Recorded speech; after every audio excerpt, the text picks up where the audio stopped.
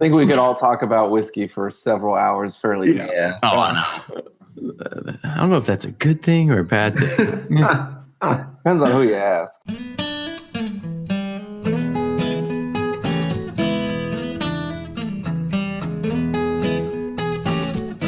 Hey everyone, welcome back to another brand new episode of the official podcast of Bourbon Pursuit. And as usual, let's go through the news first.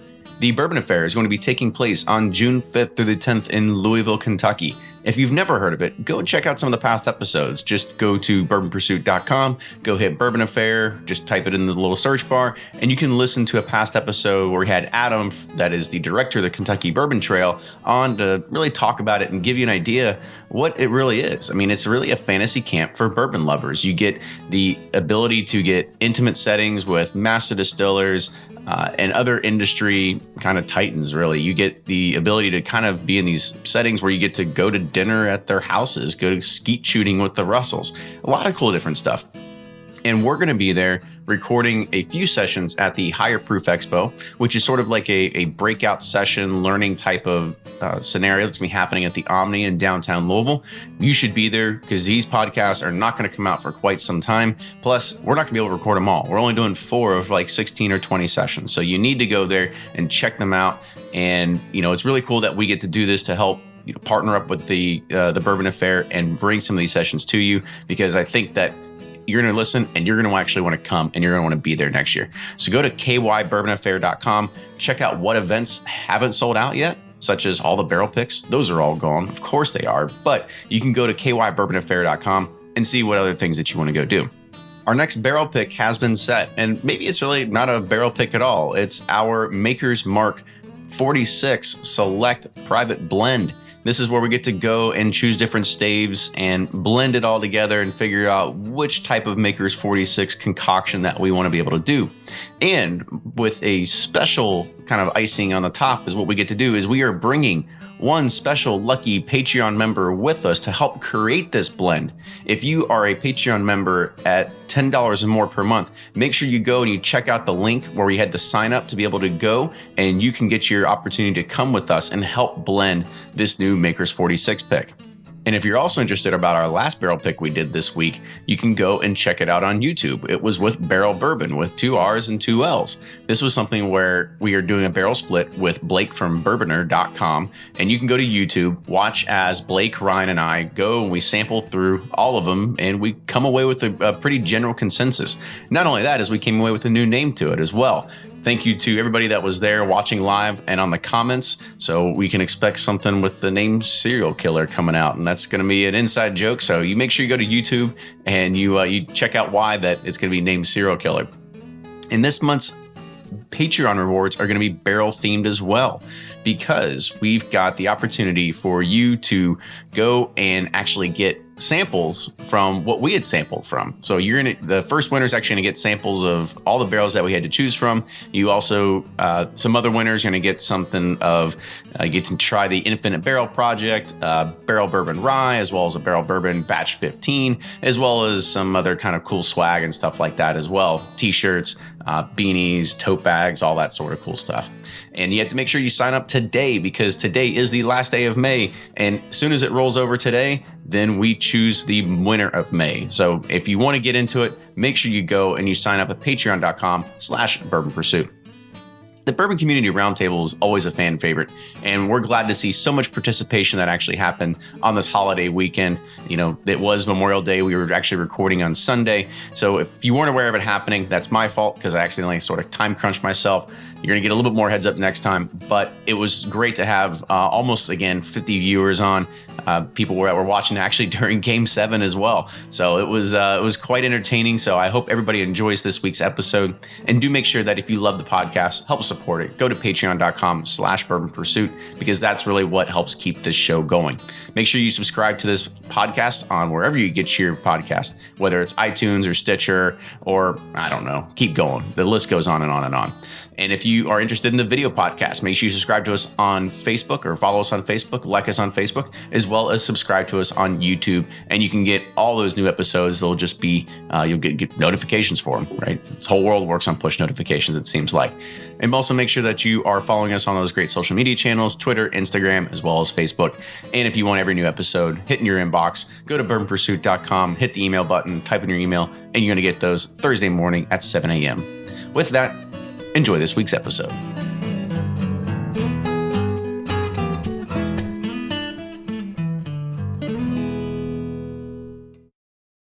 Do you ever pour yourself a bourbon, swirl it around, and then start struggling to come up with tasting notes? And perhaps you're also looking for a good Father's Day gift idea. Well, you can now solve both with a kit from Knows Your Bourbon. And unlike other nosing kits on the market, Knows Your Bourbon kits feature real ingredients for the most authentic aromas. You can smell real Tahitian vanilla bean instead of some synthetic aroma that's just made from chemicals. So head on over to knowsyourbourbon.com and enter code BP10 for 10% off your order. Always find what you love at Total Wine & More. With so many great bottles to choose from at the lowest price, it's easy to find your favorite Cabernet or a new single barrel bourbon to try with some help from one of their friendly guides. And with every bottle comes the confidence of knowing you just found something amazing. With the lowest prices for over 30 years, find what you love and love what you find only at Total Wine & More. Curbside pickup and delivery available in most areas. Visit TotalWine.com to learn more. Spirits not sold in Virginia and North Carolina. Drink responsibly and be 21. From their bar to yours, Chad and Sarah of the popular YouTube channel It's Bourbon Night bring you their favorite at-home old-fashioned mix with the new Elemental Elixirs Golden Hour Syrup. It's a custom-made syrup with notes of bold black tea, warm spices, and orange zest. All you need is your favorite whiskey and ice. No bitters needed. One bottle makes 16 drinks, so that's only $1 a cocktail before you add your own whiskey. They can also be enjoyed in other cocktails or spirits, mocktails, coffee, tea, and anything you can think of. It's crafted locally in Lexington, Kentucky, and you can get your bottle now at whiskeyambitions.com. Play Whiskey Wednesday, Round 11, the memory game. Until June 26, each week you can win one of our 12 incredible grand prizes. Select $2 at checkout. And if they match on drawing night, you'll win that bottle. Not a match? No worries. You still score a Weller 12-year. Every $5 ticket gives you 5 chances to win, including 4 weekly bonus prizes. Get your tickets now at give270.org. Charitable Gaming License ORG 0002703. Ed Bly and Rising Tide Spirits are back again with a new release of Old Stubborn Bourbon.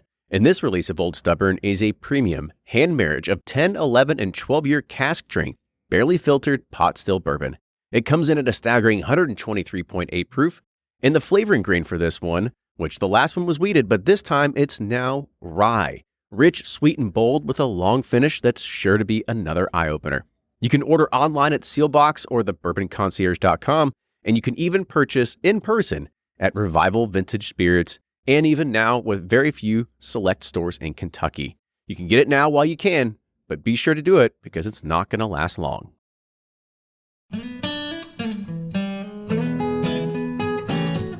Welcome back to the episode of the Bourbon Pursuit Podcast, the official podcast of bourbon. This is the 21st edition of the Bourbon Community Roundtable. It's a crowd favorite. It's a fan favorite. It is also a Memorial Day weekend sort of surprise one that's happening because we didn't really announce it. I guess that was my bad. I probably should have put a little bit more of a warning out there and maybe shot up some flares because we got a I don't know, a thin lineup tonight. We got the core team here, I guess you could say. And then we've got kind of just a few viewers on. But with that, we've got a few good topics tonight. I think we're going to keep it lively. We're going to keep it going. It's a lot of topics that everybody always loves to discuss. It always happens on YouTube Live.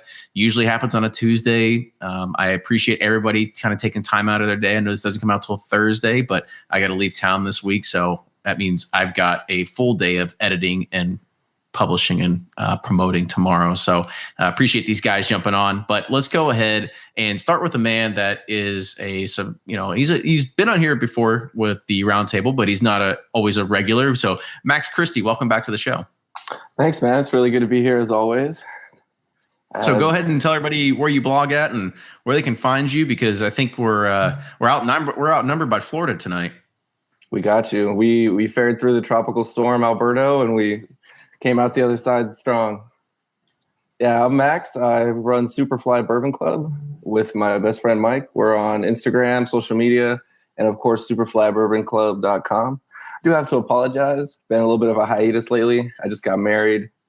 Mike just moved from California to Seattle, so we've been lagging a little bit, but we've got 2 or 3 good articles that should be popping up within the next week or so. So check us out now so you can see them when they come out. Awesome. And I'm going to bring that up as one of the other topics that we're going to talk about too, because I remember you coming here for a bachelor party, and I think we should probably hit on some of the good spots to hit on. But Jordan, I'll let you go next. Cool. So this is Jordan from breakingbourbon.com. I'm one of 3 guys who runs the site. You can find us on Instagram, Facebook, Twitter at Breaking Bourbon. You can also find us on Patreon at the same handle. We do really great articles, reviews, and of course our up-to-date daily release calendar. Find out what's coming and going in the bourbon world. And Blake, as usual, you got to keep your streak going. This is Blake from Bourboner.com. I don't like to make the editing process easy on Kenny. I just screw something up at least every time I'm on here, so he has to go through and just wait till he sees my mouth move, and then he knows that's when it's time to edit. But you can find me at Bourboner.com, all the social media, Twitter, Instagram, Facebook, YouTube channel. Reviews, different posts, all kinds of stuff. So check it out. Well, good. So while we were on our editing break right there, Jordan said he had a funny story or maybe a fun story. I don't know, whatever it is. So this was a fun story. So I was down it was the weekend before Derby in Louisville. It was the day before I stopped over and got my bottles from your place, Kenny. So me and my wife are in Trader Joe's, right down near the Frankfurt area, Frankfurt Ave. And it was really funny. So we're just doing our shopping, and this guy comes up to me and he taps me on the shoulder. He's like, "Oh, excuse me. I think I know you." And in my head, I'm like, "Oh, well, I used to live in Louisville. Did we work together? This is going to be really embarrassing." And I look at him and I'm like, "Man, I have no idea who you are." I was like, and thankfully I'm wearing my Breaking Bourbon shirt, and he points to it and he's like, oh yeah, I really like your website, and I love watching you guys do those Roundtable videos. And I was like, you got to be kidding me. And thankfully, my wife was there to witness this because she's like cracking up. But like, he was the nicest guy in the world, right? I'm like, holy crap, can't believe this is happening. So shout out to Chris. He was wearing a CrossFit T-shirt. If I ran into you in Trader Joe's, just wanted to say what's up. That was actually a really fun, really cool moment. That's what I said. The next day with someone else, which is even more weird. I'm here to make you guys famous. I don't think you realize that. Right? We have one goal here. That's it. My 2 seconds of fame was used up, but it felt good. It was funny. It was funny you say that. And I was actually texting one of the people that I know that runs a store here in town. And yeah, he sent me a picture the other day. He's like, "What do you know about this like Jefferson's weeded mash bill?" And basically just asked me for opinions on different stuff. And I gave my opinion and just said like, "Oh, I'm sure it's great. Like, I don't know who they're trying to appeal to, whether it's like the uneducated consumer or maybe it's the educated consumer that is looking for the next thing. Like, who knows, right?" But anyway, and I said, like I finished up just like, "Hey, how you doing? I haven't talked to you in a while." He said, Good. How are you been?" I was like, "Oh man, the podcast is great and whatever." And he's like, "What podcast?" And so I sent him like the links to everything, and he goes, "I didn't know you're like bourbon famous." I was like, No, I was like, I don't know if we're there yet. We got a little ways to go until that point comes, but it's a fine line between bourbon famous and just spend way too much time talking about bourbon and posting about bourbon. Bourbon obsessed is probably a much better term for where I'm at this point. There you go. It could be. I mean, I think yeah, exactly. I think what we do is just we take it to the next level where we're like, oh yeah, we can just take this as a side hobby that then ends up becoming almost 50% of our normal time that we should be spending on our actual job, right? Yeah. Oh yeah. So one thing that kind of came up at the very beginning during the introductions there was, Max, first off, congratulations on getting married. Hope you were able to crack a nice bottle of something on that the night of marriage. Definitely. Yeah, good. But I know that you had reached out to us during your planning stages because you were actually doing your bachelor party around Bardstown. So I want you to just kind of talk about that for a little bit, kind of places you hit, just to kind of give other people a sense of idea of if they're wanting to plan a boys' weekend or maybe a girls' weekend. I don't know, like whatever it is, like they can come to Kentucky and kind of get their thrills. So what were the things that you did? Well, my trip didn't exactly go as planned because there was a snowstorm that weekend. So, for example, we had planned on, the usual. Oh, was that the weekend here that we had the snowstorm? Yeah, it was like maybe a week or two before you guys did your Buffalo Trace barrel pick. Oh, that was a bad weekend. Yeah, I remember that. Willett, we stayed 4 miles away from Willett in an Airbnb, and you know the plan. You go to Willett twice a day while you're there. That's just what you do. And they were closed the entire time we were there because of snow. But it was cool. Four Roses was still open, the bottling plant. We went out there, did the tour. I was lucky they actually had some OESO in the gift shop, which is my favorite recipe. So I grabbed a couple of those. Nice. We went out to Bourbon 30, hung out with Jeff, ran into Ed Bly, and then went over to Local Feed, which is a restaurant bar out there. Hung out there for the night. Came back, did, of course, the Heaven Hill connoisseur experience. It kind of saves not so much the tour and the 51% corn, 160 proof, the whole spiel. They just let you taste all their top shelf stuff. So that was nice. Honestly, there's some fuzzy parts of the trip. It should be. It's a bachelor party, right? I went to some. I wish I could tell you where it was, but Ed Bly told us about it after we left his shop in Crescent Springs. We went to, it was like above a pizza place somewhere, and they had probably 30 different Willets, and we tried a C1B, which is, 130 proof, supposedly old Bernheim wheater. Only 26 bottles ever made or 31 ever made. Literally couldn't tell you where I tried that at, but were you already pretty canned at that point? I remember drinking it. I have pictures of it. Don't you love how sometimes those great bottles get tasted at the end of the night when people start bringing stuff out and you're like, well, it tasted like bourbon, and that's about all I remember. I remember it was amazing. Yeah. Why? Oh. Yeah, really good time though. Planning on coming back again towards the end of the year. Hopefully do some barrel picks out there with a local group. Nice. Oh, cool. It was funny, Blake, you say that, and I'll kind of gauge your all's input on this too. When people do start bringing out some of those heavy hitters, are you the type of people that like all of a sudden you've got like one of those bourbon or leather notepads in your back pocket and you're going to start writing notes on it? Or are you kind of like a mental person? You kind of just sit there in the moment and you kind of just drink it. Like what are your all's takes? Cause I've seen actually multiple people like, when we were at the Willett bar opening for that. And I saw a few people that were sitting there trying some of those things that, of course you'll never get the chance to try it again, because a lot of people were basically buying the entire bottles that night, and they were like, okay, I'm going to take this opportunity and I'm going to try it. I'm going to write down my tasting notes so I can remember everything, all this other kind of stuff. So I don't know, like what do you all usually do? On that kind of stuff, I'm usually just enjoying it. Occasionally if I'm at like some event, I may take notes on stuff, especially if I know I want to like put a review on the blog later. But in general, I'm just sitting there trying to drink it, enjoy it, have a good time, try to remember as much as I can about it.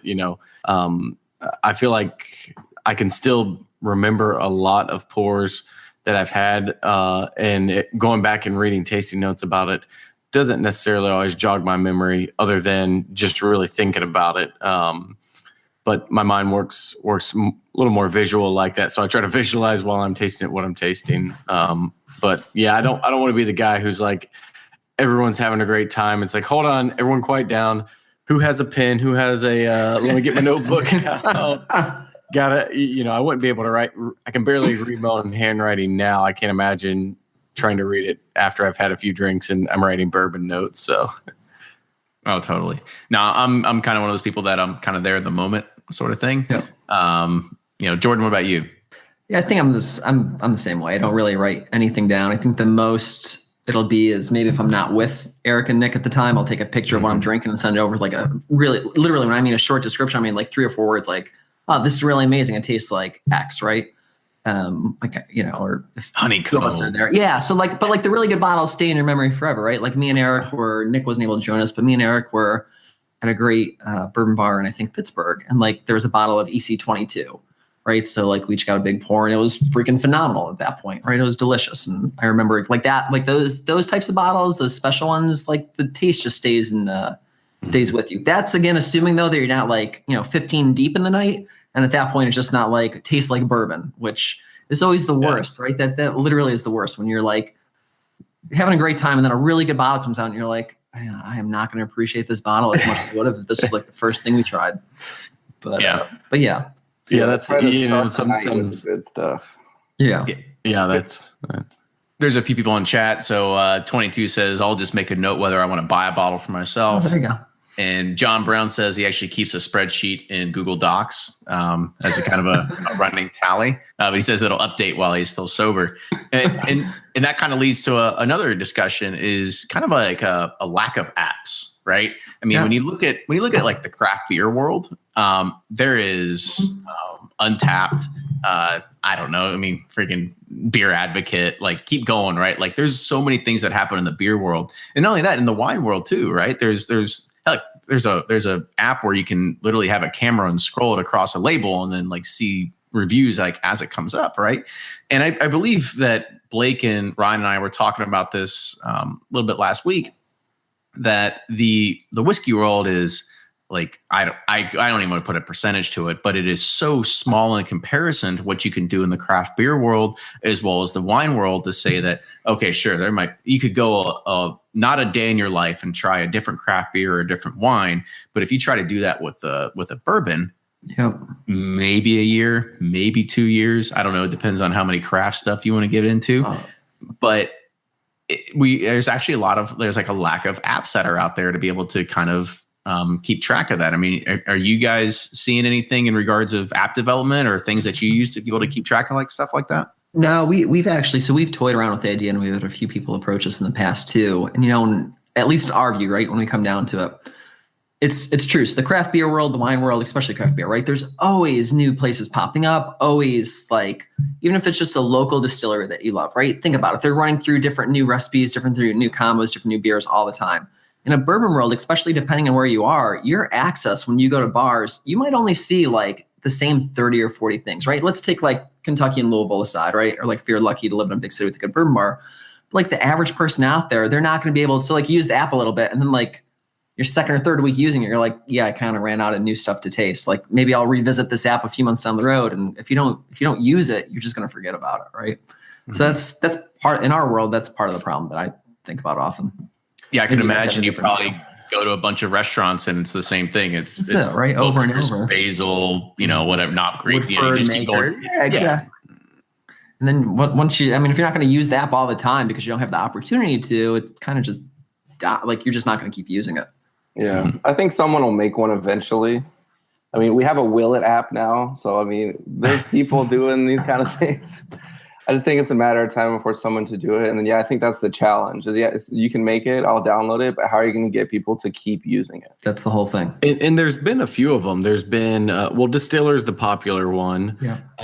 But then there was one called Barreled, one called, I still have it. In your app graveyard folder?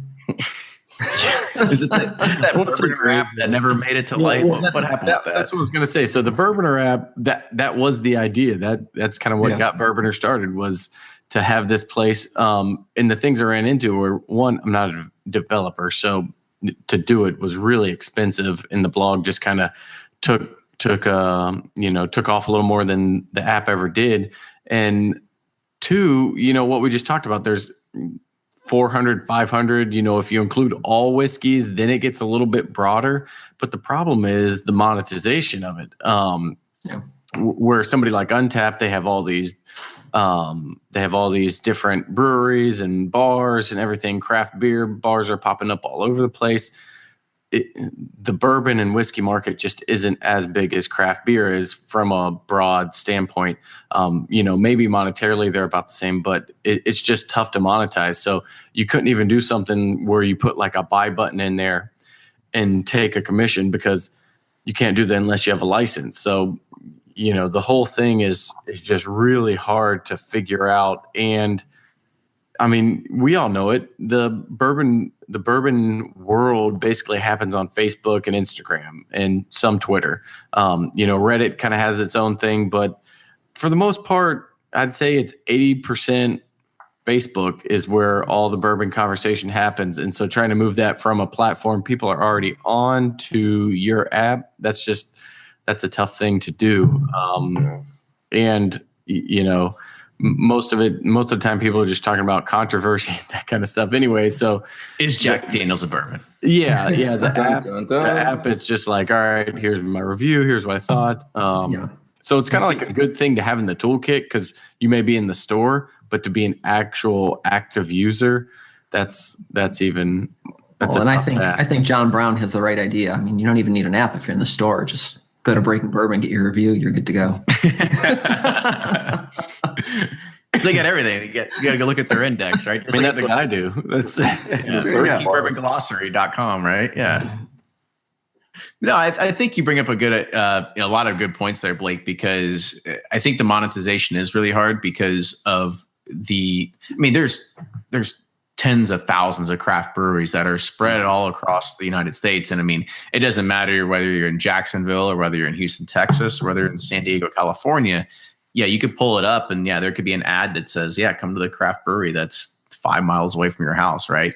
And it's an easy way to be able to use geolocation to get that sort of stuff. Whereas you're not going to find that in a whiskey app to be able to get people there. And rarely are they going to buy something, but at least they maybe take a tour, right? And so I think it's a lot easier to get people to hang out at a beer garden for a few hours than it is to sit there and buy a bottle of whiskey or take a tour. Mm-hmm.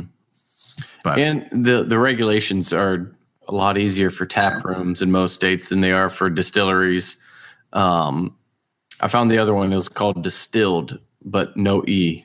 So like Bourboner, they dropped the E from the and a lot. You should have figured out some cool mark that dropped the E somehow. I think the guy worked on it.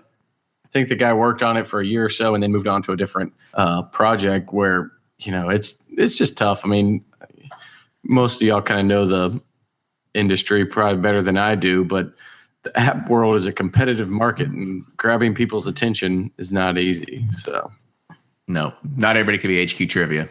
No, that still amazes me. So I was explaining that to somebody on Friday night because it popped up. We're at dinner and I'm like, oh, it's HQ time. He's like, oh, what is that? And we get on there. There's like 2 million people and that thing's unbelievable.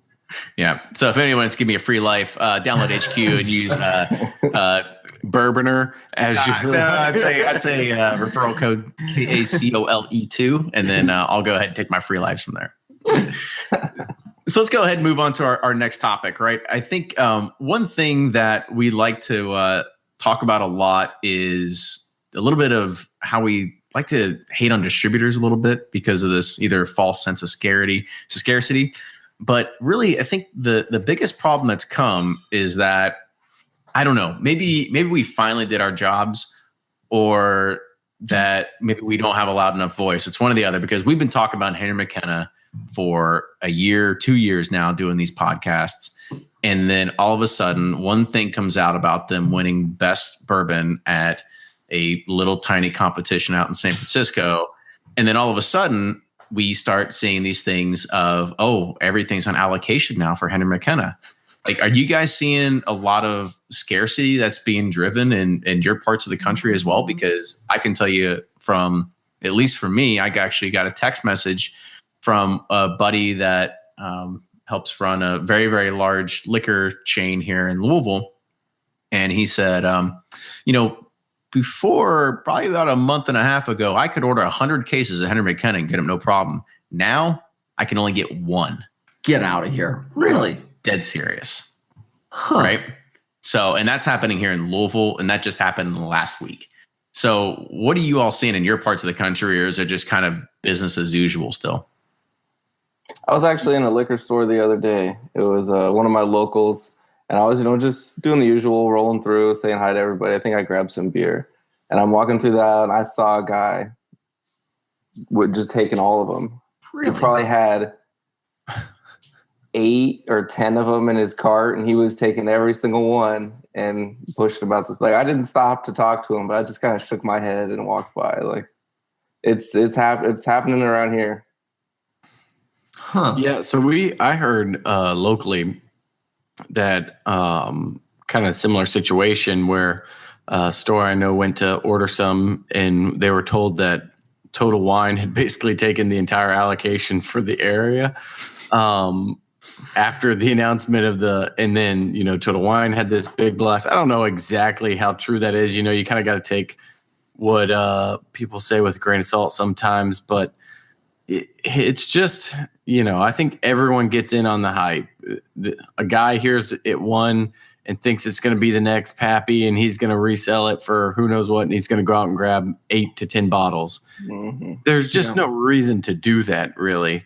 It's great for the brands and everything, but and the stores, I guess. But in reality, there's just no point of just clearing shelves on these pretty. It's above average bourbon, but these everyday bottles.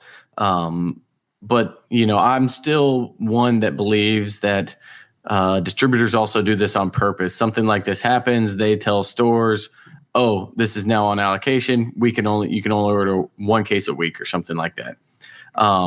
Not that the supply really changed that much, but then the store, it's on allocation. They tell their customers, "Oh, we can only get 6 bottles of this in, but we'll give you a call." Well, that just is the whole snowball process. And then pretty soon we just won't see Henry McKenna on store shelves anymore. And we've done it to ourselves. So I hope you like it. So go the way of special reserve. I think Fred Minnick. I think a little bit of it is, so you can still, PA state run, you can still find plenty here. And I was just up in Michigan the other weekend. I can find it over there. I think we've been preaching it's a really good, inexpensive bottle, right? It's not the be all end all, but for the price, it's a good bottle, right? Would I recommend stocking up on 20? By no means, no, right? You want to get 1 or 2, sure, whatever. But I think that's part of the problem. One, it's pretty affordable, right? So people can just like grab some and have a bunch. I'll say it, they're a little bit crazy if they think they're going to make a big buck on this. Mm-hmm. But it's kind of like, it goes back to, others do it too, right? With Buffalo Trace, people can't find Buffalo Trace and they freak out when they see it on the shelves. Like, we haven't seen this in forever. Go to a CVS in Louisville and there's like 6 deep there, right? And you're like, wait, this is CVS and it has Buffalo Trace. So it is truly going to be distributor by distributor. And I wish they'd take note of what's happening around elsewhere in the country to realize screwing over my local customer doesn't help me, because everyone can just realize that I'm truly screwing them over. Right, like I'm screwing over this market. If I can talk to people and say, I can get some still in Michigan, I can get some still in Cincy, I can get some still in Austin. Like, what's that helping out besides making you hate your local distributor more? Right. I can at least say I have it on at least a fairly decent word that from the depths of Headland Hill that they are not going to be removing age statements or changing anything. They're not like pumping out more Henry McKenna. It's just business as usual for them. So they're not going to be changing anything with that. I've actually seen the Henry McKenna bottling line. For anybody that hasn't, it's still actually done by hand. Really? Like Elijah Craig and Evan Williams and some other things that are, it's just automated to the T, right? But I've actually seen the Henry McKenna bottle line, and it's actually done right in the spot where they do William Heaven Hill and a few other small ones, right? It's literally like 2 folding out tables where people sit there and hand write all this other kind of crap, right? But the other thing that is kind of interesting about this is that, sure, people go out and they try to buy it up, but I think a lot of people that are in the know, they actually know better, right? When you look at, if somebody actually tries to go and they buy a case of this, they buy 2 cases and think they're going to flip it for profit, or think that it's going to be valuable here in a year, 6 years, or anything like that, I think they're wrong. Because if they're going to try and go and try to sell it, the problem is that the bourbon market is too savvy to know that Henry McKenna is not going to pull anything more than its retail value, right? So even if it's like, it's not going to be flying off the shelves to the point where it's just people are going to start paying $90 for a bottle of Henry McKenna. I just don't see it ever happening. You know, and the other side of that is that I like I said, Heaven Hill's just going to keep pumping out what they have, and so there's not going to be anything else. And keep this in mind is that next year there's going to be a new winner, right? And so the cycle is just going to start over again. And so at some point, people are going to forget about this, right? Yep. Well, there's some Crown. What was it? Crown Rye? Is that the one? Crown Apple, maybe. Who knows? Right? Whatever Crown won. I'm sure there's somebody sitting on 3 cases going, "Huh? How did this happen to me? I didn't see this coming." That Northern Harvest Rye. Like, yeah, I mean, come on. Yeah. So, who knows? Maybe you'll see some discount on McKenna on Facebook pretty soon. Yeah, and that's what I was saying. I was like, just people in the groups that are trying to either sell bourbon or buy bourbon, they know better. They're not going to spend the money on Henry McKenna to be able to do that. Mm-hmm. I mean, it's not worth shipping. We could say that maybe this is like the early train of Weller 12, but I don't believe it because it doesn't have the mythological hierarchy of Pappy above it, right? So it's not going to have that sort of pull. Yep. But I don't know. For me, I just don't see this going for another 6 to 8 months of panic. I think it's just kind of like let the dust settle here and everything will be fine. Yeah, it's going to be just like old Granddad 114 when everybody ran out, bought them up, a couple months, everybody talked about them, and then now they're just back on shelves getting dusty again. Yep. That's probably good. That's a good comparison, actually, because there was that, everyone running around to stock up as much as they could on the 114 when everyone was saying it was going away. Yeah. But, now it's just kind of business as usual with the 114. So hopefully that'll be the same. I don't want to see Henry McKenna empty on the shelves, or just a sticker on the shelves. I want to see it there available especially for people who are new and getting into bourbon and say, hey, this is one you need to try. So I don't want to see those good bourbons go away. I don't know. I still have a bottle of OGD 14 sitting in the back, still sealed, because I fell into the hype. I didn't buy a case. I bought one extra bottle. So, yeah. Well, that's a good extra bottle to have too. It's a delicious bourbon that you can pour for and not feel bad about. You're like, oh, all right, let's just drink this here. You want to mix it? Sure, go for it. So we can either talk about spirits competition or we can keep talking about Heaven Hill. What do you all want to move on to?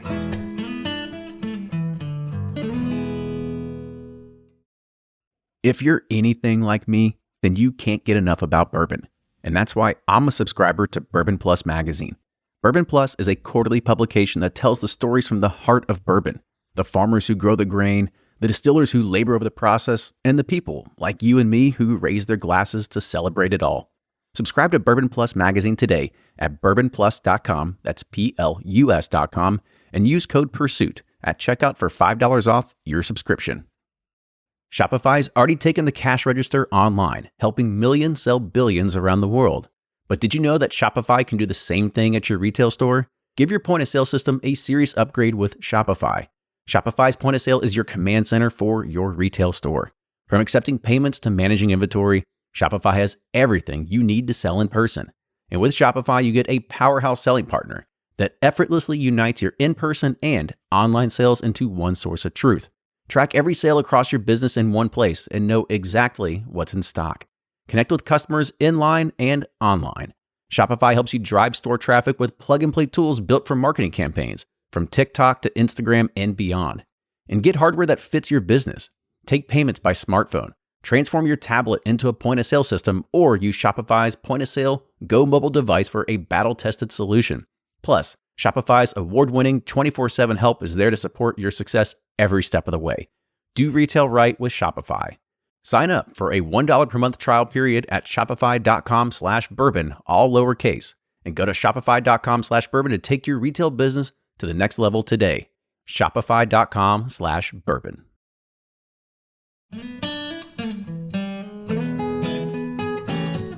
So we can either talk about spirits competition or we can keep talking about Heaven Hill. What do you all want to move on to? Well, it's kind of one and the same, isn't it? Haven't they basically dominated the spirits competition this all of 2018? I mean, Well, I mean, just I know they're putting in out some spirit good competition. bourbon, but who are they paying off to?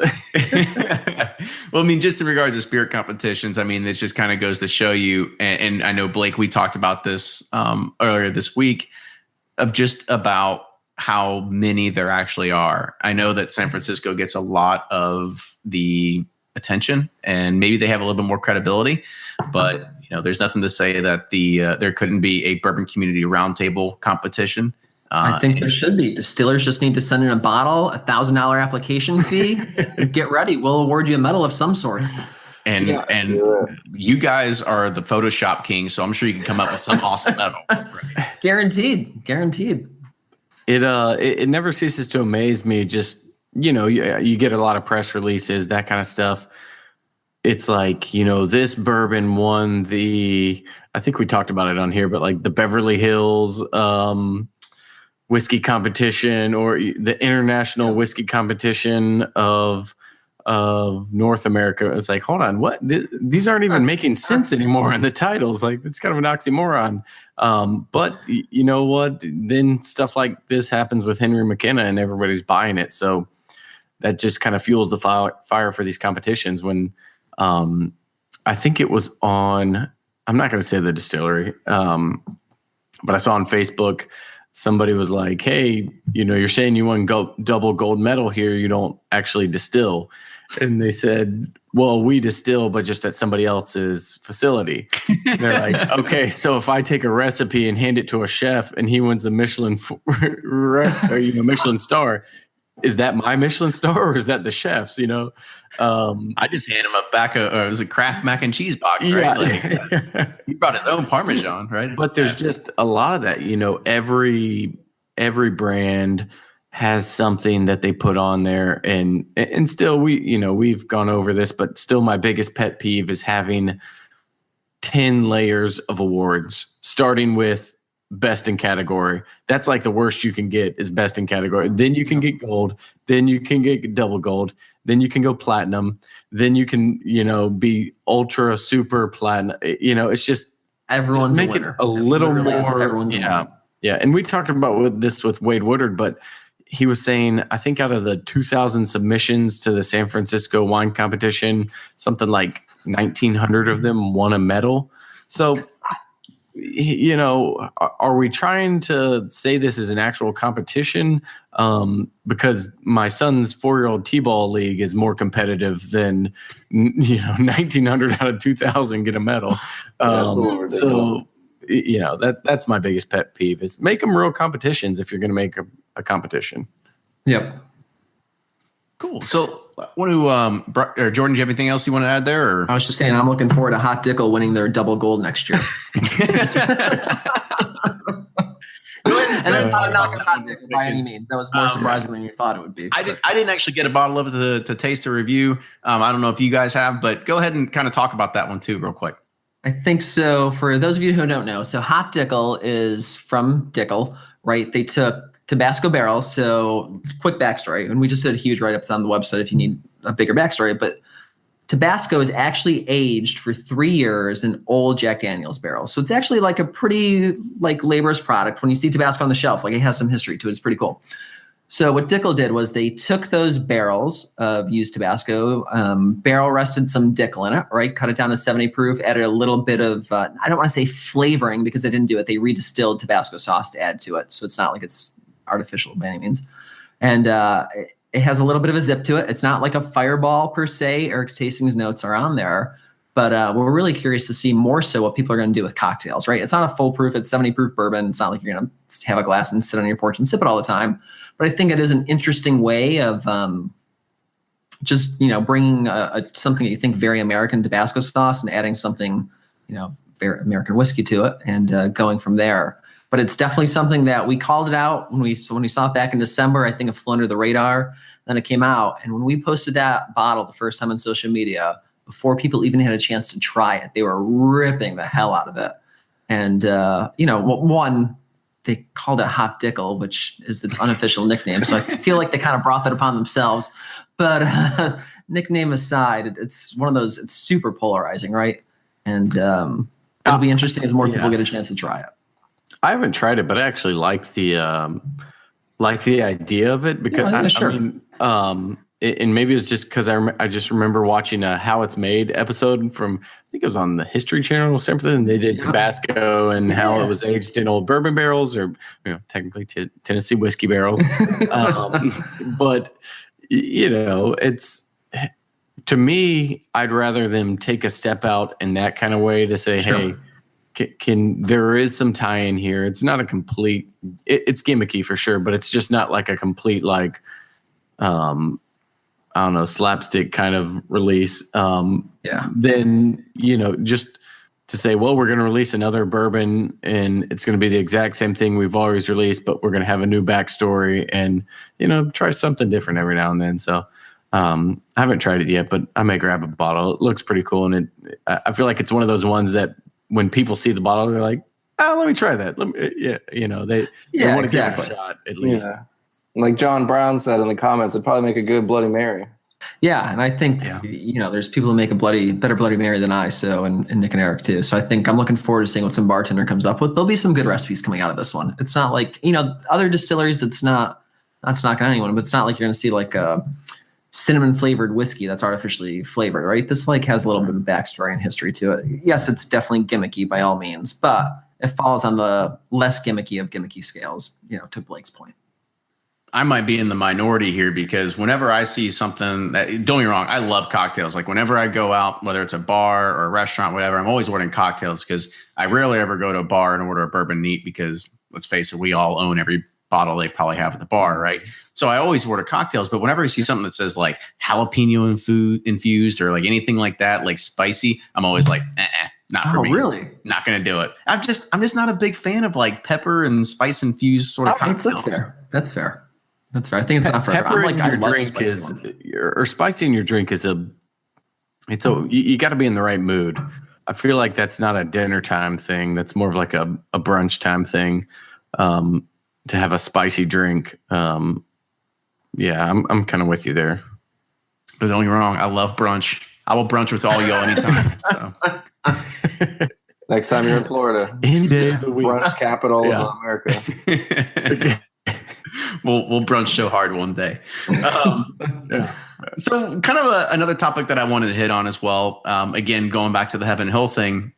And I know most people have gotten to try it. I haven't yet to try it. I do have a bottle of it finally got it this past week. Was the Old Fitzgerald Bottled-in-bond, the pretty new decanter that came out. And everybody is sort of polarized on it, right? I think from the most part, from what I've read of people that I trust in the reviews, it's a meh. There's, of course, a lot of people that say like, oh, it's the best bourbon ever, but maybe they're trying to justify their purpose. I don't know. I haven't tried it myself. Their purchase.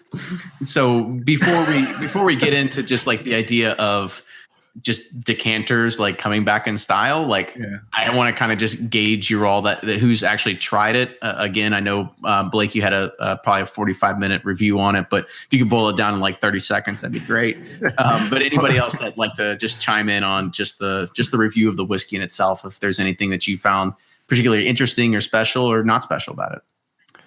Yeah, so I mean, my quick review was it just wasn't very good. It was, to me, it was hot, had some interesting notes up front, but it just came off really hot, dry finish, and I didn't really like it.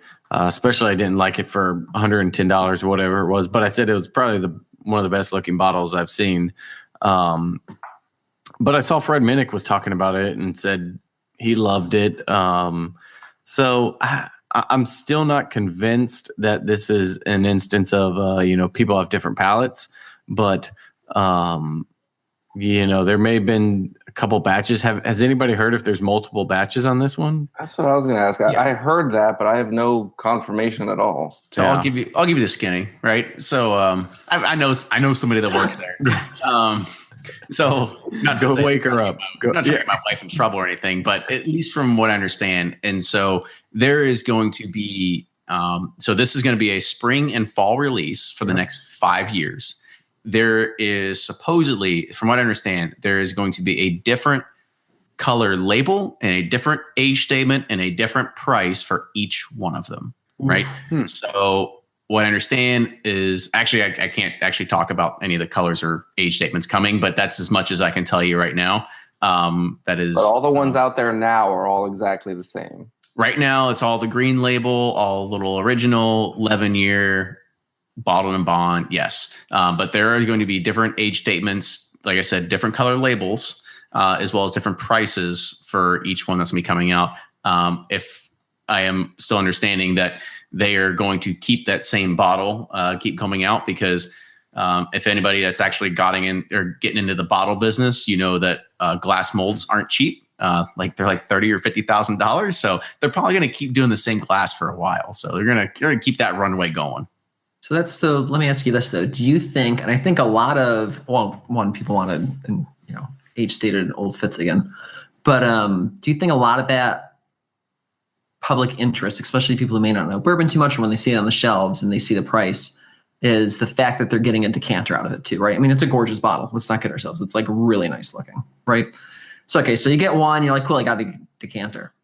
But then like when you're like 8-9 bottles into it, right? Are you like, all right, now I got 8-9 of these. I mean, if you're actually truly buying it to have a decanter afterwards, like you're probably like, it's not for me anymore. Or if you hated the first one, like, so, we all watched Blake's review, good, honest review, right? If that turned you off the first time, are you going to remember that and be like, well, do I take a risk this time? Is it better? Is it worse? Like, what series is going to be the best? So maybe they should be switching up the bottle to whatever cost it is. I don't know.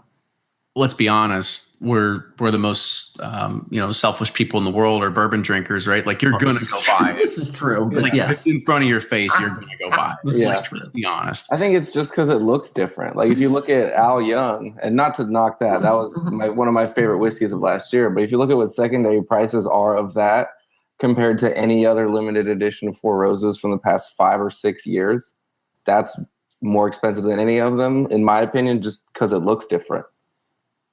So this one, no other bottle that you see on the shelf. 23-year mix in it too. So people always dig something that has an older thing on it. But it looks really cool sitting on the shelf next to all your other bottles. You charge a little more for it. I think we kind of saw this with Stag Junior too. Whenever it was first released, the first batch wasn't that great. Ooh, that's hot as hell. But they definitely improved on it since then.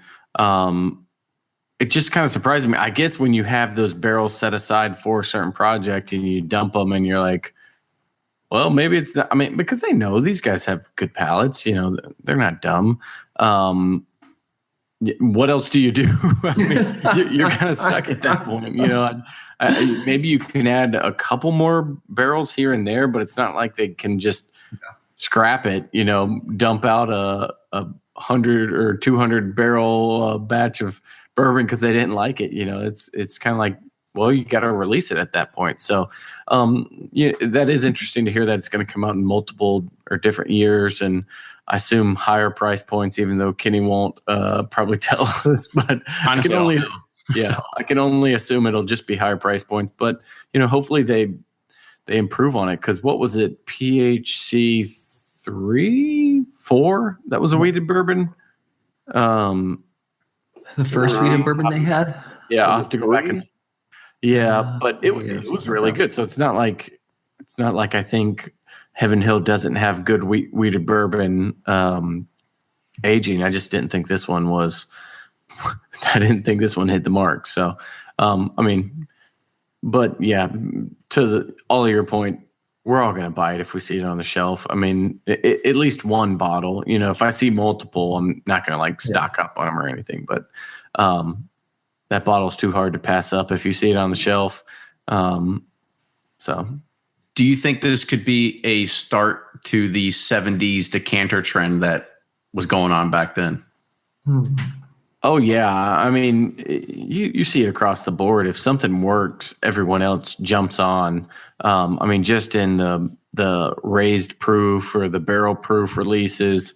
Barrel proof releases really didn't start coming around until, there's always one or two, but 4 or 5 years ago when everything started hitting, Elijah Craig started doing it out of the gift shop, then it became an actual release a couple times, and then it 3-4 times a year now. Then Stag Junior, pretty much everyone has a barrel proof release. Even Makers. Yeah, Makers comes out with Maker's cast strength. Yeah. So I think we'll, which we kind of already are seeing a lot of these brands come out with, these ornate bottles. Well, a few years ago, IW Harper did that 15-year release. Yeah. That was a throwback to straight 70s. Yeah. Right. Well, that's cool true. bottle. Because there's that one, as we already mentioned, the Al Young's was a throwback bottle. So, and actually I just realized me and Max have matching hats. Or no, I'm not wearing that hat. I do have that hat, but I'm not wearing that. I am wearing the Bourboner hat. Is that a Willet hat? Four Roses hat, but close enough. Oh, really? Hold on. Turn it around. That's so funny. pretty. I bought pretty much the exact same hat, but it's Willet. Good to see they're buying from the same supplier. Just like their grains. I'm teaming up. Yeah. So the other thing that is interesting about the decanter side is that, in the 70s, it was to try to reinvigorate people to buy stuff. Now it's about capitalizing on the market, right? It's about saying, like, we have a market. We have people that are going to buy this, so we're going to go ahead and, I don't know, I've seen people that said $30 whiskey, $80 bottle, right? Like, that's how they're kind of justifying, what it kind of is inside there. I mean, I've even seen people that said, like, hell, just go get the $20 or $30 Old Fitz Bottled-in-bond, just the regular stuff, and I think you'll be happier. At the end of the day, right? Buy an empty bottle off the secondary. Yeah, or do that, right? The one thing, so, well, and you got a bottle of this, Kenny, so we haven't picked up ours yet, but really cool decanter, right? Super cool, and I'm sure it'll be functional down the road. But the only thing that keeps annoying me is it's a cork, right? It's like a real cork. And I'm like, all right, so this is a cool decanter until this thing dries out. And you're like, crap. If Heaven Hill is smart, they'd almost sell like when the series completes, like just a plastic or whatever top that would match. You could just pop in, and then you could actually use this for a while. Or if someone's smart, they just come up and start selling those to begin with. But, I'll mention it to the design team. There you go. I mean, it's just, I keep looking at this going, super cool bottle. They want people to use it as a decanter until the cork dries out, then people will be pissed. And so when you make a pretty good point, Jordan, and I'll throw this your way. Could this be a collector's item? And even to say in 5 years, when you get all the spring and fall releases and you try to sell it as a lot, like, can it be a collector's item? Sure, it could be. I mean, every day that you go out and see all the different lots that are up for sale, right? Like, you'll see people drop crazy stuff. Like no one would have thought the birthday series would have been a huge lot, right? But then you'll see someone drop like when did the series start? 03, 02, something like that, right? And someone's throwing up the whole series for a few $1,000s, and you're like, well, what just happened here? So I guarantee you, it's going to be a lot that 100%. Someone's going to sell for a lot of money just because people want to collect stuff and sell stuff. Even right? The E.H. Taylor series, you think about. The tornado was a gimmick, and then Sour Mash was super gimmick. Yeah, Sour Mash too. Like, good luck buying one now. Oh yeah. I mean, they're individually way more expensive than anyone would have ever thought. But it kind of everyone wants that series, or just the full collection. Yeah, I think this will do well because it's a cool looking bottle, right? So this is, even if.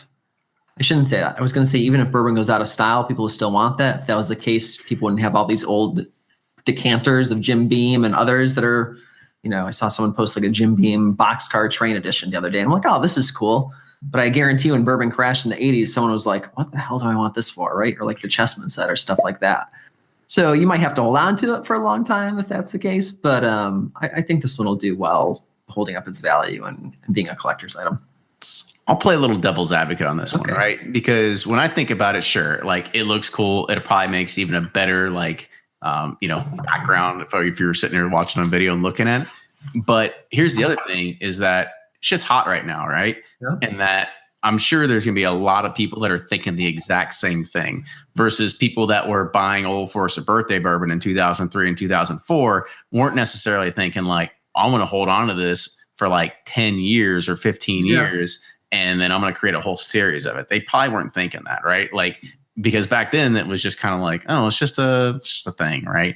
So I don't know. I think it's one of those things that if it is a collector series still at the end of 5 years and they're done with it, and even 6 years, 7 years at the end of it, like 2 years after, there's going to be so many of them out there that I don't think the value is really going to truly be there for a long, long time. Maybe, but then you throw stuff out from the Orphan Barrel series, and that just kind of blows up that whole theory, right? Because like Old Blowhard, they still made a ton of it, but you look at the price that's going for, and that people on their collection or sell a whole collection with it, and you're like, wait a second, they made so many bottles in this, and this is recent, and you're still willing to pay for that? So throw in a really cool design bottle, and yeah, maybe. By the way, I'm not encouraging anyone to like get this series and start hoarding it, because in my mind that's crazy talk. But I think there's a lot better bourbons that you can go chase down and actually enjoy if you have to end up cracking if they lose their value than this. But that's just me. Yeah, I feel bad for all the guys who were trading George T. Stagg for them right at the beginning when they came out. Oh. I know, right? Yeah, the old Barter House. I remember just hounding my local Total Wine, and they finally got Barter House in, and I'm like flying to the store, hoping nobody beats me there. And then there was like 400,000 bottles of it released. I will say though, me and Nick and Eric talk about this often, right? Barter House isn't a great bourbon. It's not a bad bourbon, but it's just an average bourbon, right? But show me another 20-year, and granted, age doesn't really make a bourbon better, right? But if you're into high ages, show me a better 20-year value out there right now. Mm-hmm. It's not, right? You're not going to find another 20-year bottle of bourbon out there for $80. Not saying it's great. I'd pick a ton of other bottles ahead of that. But that's the one bottle that always scratched my head. I'm like, why? Not that you were ripping on it, but why are people like ripping on Barter House? Like, that's a value if you're into age, right? It makes no sense to me. Yeah, I just don't know why people are into. Oh, I agree 100%. Don't get me wrong, right? Don't get me wrong. Yeah, I don't know why people are into a lot of things. Within bourbon and outside of bourbon. Yeah. Cool. So we'll wrap this up with one last topic for the night, and this was one that actually Max had talked about. Is that Bob Dylan has now released his line of whiskey. You've got Matthew McConaughey that's released his own line of whiskey. Do you think this is the beginning of something crazy of rock stars or actors or people on the bourbon community roundtable, celebrities that are going to be creating their own line of bourbon? Like, what do you guys think is going to be the end of this? We know Mila Kunis has a bourbon coming too, so there's another one to throw in there. Hold on, what? She does? I've heard the same thing too. Yeah. Did I miss that? She's got a barrel in there with her name on it. So what I was told, at least when I was there in January. Well, I knew she has the barrel, but they're going to take that and blend it in with others that were distilled in the same. They distilled in the same week or day or whatever, and do something with it. I'll buy that. They were. I mean, if Drake getting his own whiskey didn't cause a celebrity crash to start, then nothing. There you go. Can't forget about good old Drizzy Drake. I mean, one thing I refuse to do on this podcast is talk bad about Drake. So I'm not going to go down that road. I'll tell you what. I wish I could end the show doing it, but I don't want to get sued and ask for royalties. So we can't. But no music playing. A diss track about the Roundtable. And that's not so much dissing him, but I'm just saying, like, I mean, if if he's coming out with stuff and that didn't cause anything to crash, then I think if anything, that shows that anyone can create a whiskey brand and throw it out there. Right. Yeah, I think you're just going to see more and more of the celebrity endorsements because it's worked. I mean, you think about the Matthew McConaughey stuff. Yep. I don't know exact numbers, but I have to think that's been a very successful thing for Campari, but Wild Turkey for sure. So people are going to pick up on that, and I'm kind of surprised. I guess Beam does have Mila Kunis. And then I don't know. I think Old Forester getting in with the Statesman which is actually a really good bourbon, though. But I think you'll just see more and more of that celebrity endorsement because bourbon's cool at this point. So if you can find the right star to back it, it just pushes the brand even further. Yeah, and like Jordan said about good ones, the Bob Dylan rye. It's called Heaven's Door. It's actually really freaking good. It's a 6-year MGP rye. Oh, has anybody tried it yet? Yeah, I got some samples of it. Okay. They have Tennessee bourbon, a double-barreled whiskey, and then the rye whiskey. And the other two, I suspect Dickel sourcing. They're not exactly my palate, but the rye surprised the hell out of me. The rye is really good. It's 6-year MGP rye. finished in oak barrels that used to hold cigars. So it's kind of Really? like a smooth Ambler Old Scout rye that's a little watered down and just a tad smokier. Interesting. So they did it from old cigar barrels? Yeah, I've got the sheet. It's some kind of fancy name. Because that's so I went to this Drew Estates barn smoker and I didn't realize this, like how they're doing that tobacco. He was saying they took, for like the Pappy Van Winkle cigar, they took 500 pounds of tobacco, pressed it with like was it hydraulic lifts into these barrels and let it ferment, or I guess not ferment, but Just age, right? aged in there. But I can't imagine that is palatable to put whiskey back into that. I don't know. It Good. says it's Visage's Oak, VOSGES, from Vosage. I'm probably sure I'm pronouncing that wrong. France. It says they used to hold cigar tobacco, but What's the proof on that? 95? 90? Sorry, so 95 proof. I'm sure they 92. chill filtered it until exactly they get the flavor profile they 92. want. So It's actually Visage oak is just like, like we use a lot of white American oak or American white oak. So that's the type of oak. But man, that's interesting. I don't know. But you better get your mind right on Tennessee whiskey, man. It's going to blow up. It's the next big thing. oh yeah. Stock up now, clear the shelves. Good things are coming. But so there's the last thing, John Belushi that's in chat. He was saying, yeah, there should be, his name's John Belushi in here. So there's John Belushi bourbon, Animal House bourbon, Toga bourbon. Yeah, you can just go on with that. So gotta love the Animal House references. But with that, I think we're going to go ahead and wrap it up for tonight. So another solid show in the books. Fellas, I want to say thank you for coming on again. I want to give you one more opportunity to wrap it up. Let people know, where you blog at, what's your grill on this weekend, right? It's a Bourboner Eats kind of weekend for Memorial Day. I know this is going to be coming out on Thursday, so it's going to be a little bit past it. So what did you grill / are you going to grill? So Blake, you're going to go last since you are Bourboner Eats. So Okay. go first, buddy. Max, you're up first. Oh, sorry, I didn't catch that. Yeah, Max here, superflybourbon.com, Instagram, Facebook, whole 9 yards.